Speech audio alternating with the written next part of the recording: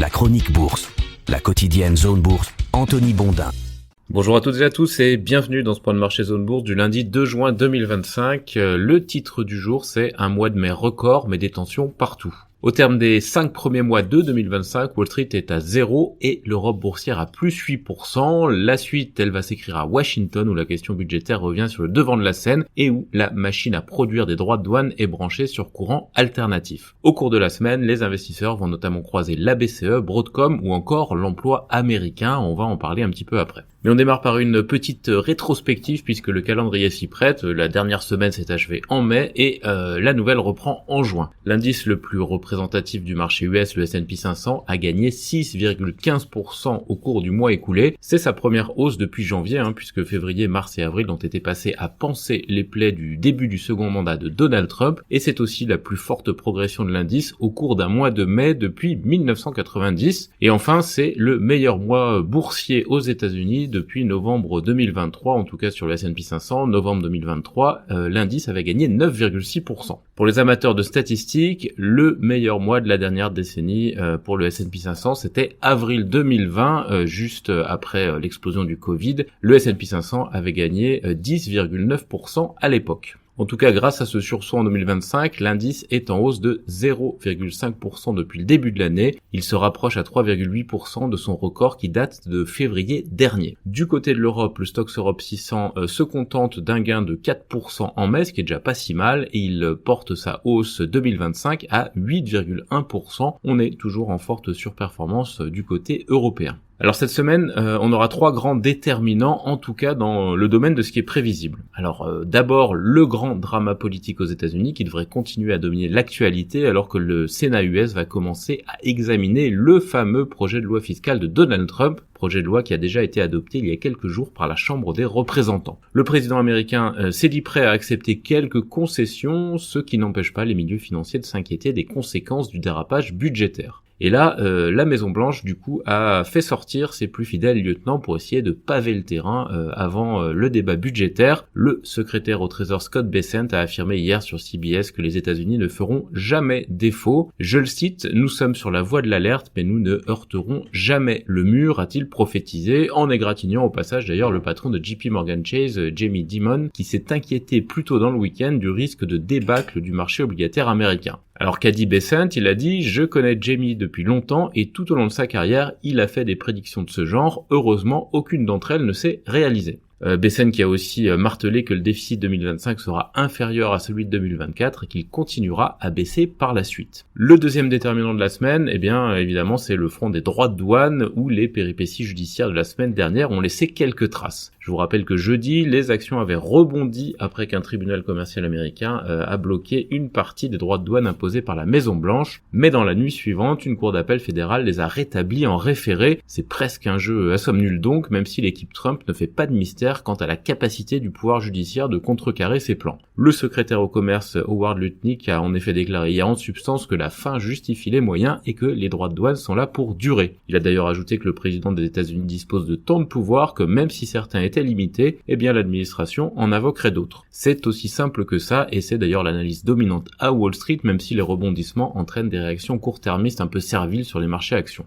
Le troisième point à surveiller, c'est les relations sino-américaines qui sont exécrables, aussi bien sur le front technologique que commercial et désormais aussi géopolitique. Donald Trump a accusé Pékin de ne pas jouer le jeu des négociations tarifaires en fin de semaine dernière, tandis que son secrétaire à la défense n'a pris aucune pincette lors d'un sommet samedi. Depuis Singapour, Pete Hegseth a déclaré que la Chine représente une menace réelle et potentiellement imminente pour la région Indo-Pacifique, en faisant notamment référence à Taïwan évidemment. Les autorités chinoises n'ont pas vraiment apprécié, elles ont répondu par des déclarations courroucées. Cette tension pèse sur les marchés asiatiques ce matin. On poursuit avec les miscellanées de Donald, les dernières en tout cas, 4 points aujourd'hui. Il a doublé la taxe de l'acier entrant aux États-Unis à partir du 4 juin et le Canada n'est pas très content. Il va rencontrer le chancelier allemand Friedrich Merz à Washington jeudi. Il a refait copain vendredi avec Elon Musk avant son départ du Doge tout en balayant les rumeurs de consommation de drogue de son poulain. Musk a toutefois réaffirmé dimanche que la loi fiscale de Trump sape les efforts de réduction des coûts fédéraux. pas très reconnaissant Elon ou partisan de la libre parole, c'est selon. Enfin, Donald Trump a quand même écarté la candidature d'un proche de Musk pour diriger la NASA. Parmi les autres actus à connaître pour démarrer la semaine, d'abord l'Ukraine devrait participer au pourparlers avec la Russie aujourd'hui à Istanbul après avoir frappé l'aviation russe en profondeur dans le territoire de son ennemi au cours du week-end. En Pologne, le candidat nationaliste de l'opposition Karol Nawrocki a remporté le second tour de l'élection présidentielle d'une courte tête, 50,9% des voix face à son rival soutenu par le gouvernement de Donald Tusk. Sur Polymarket, la perspective d'une récession aux États-Unis a reculé de 39 à 30% après les derniers indicateurs macro. L'OPEP+ a accru sa production de pétrole pour le 3e mois consécutif. Ça a contribué à faire reculer le prix du baril ce matin. Enfin, on va parler agenda.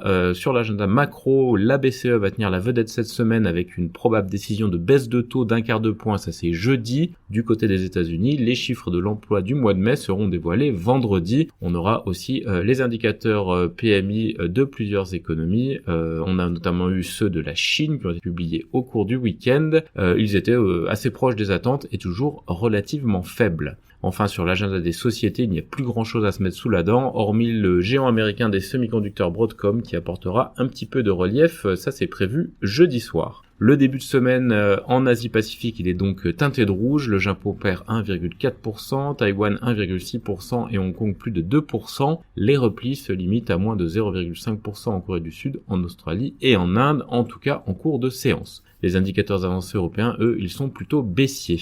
Dans l'actu des sociétés en France, les immatriculations de véhicules neufs ont chuté de 12,3% en mai selon la PFA. Sanofi lance une énorme opération d'acquisition sur Blueprint Medicines pour un montant pouvant aller jusqu'à 9,5 milliards de dollars. Du côté de Engie, la secrétaire générale Claire Wesant est sur le départ selon la lettre. Indigo va commander 30 Airbus A350 et l'Arabie Saoudite devrait signer pour 30 à 320 Neo le mois prochain. Alstom a signé un contrat de signalisation au Brésil. Eutelsat préparerait une augmentation de capital qui ferait passer l'État français à 30% du tour de table, a appris Bloomberg. Par ailleurs, on a aussi des actus du côté de Transgène, Dipsen ou Diconisys et Carmat. Ailleurs en Europe, le Royaume-Uni vend ses derniers titres de NatWest qui étaient hérités du sauvetage de la banque pendant la crise financière. La banque s'appelait encore à l'époque RBS. Volkswagen est en pourparlers constructifs avec le gouvernement américain au sujet de droits de douane et souhaite réaliser des investissements massifs aux États-Unis. BASF pour sa part lance la vente de son activité de revêtement pour environ 6,8 milliards de dollars selon Bloomberg. Le médicament contre le cancer du sein d'AstraZeneca ralentit la progression de la maladie de plus de 6 mois. Un tribunal américain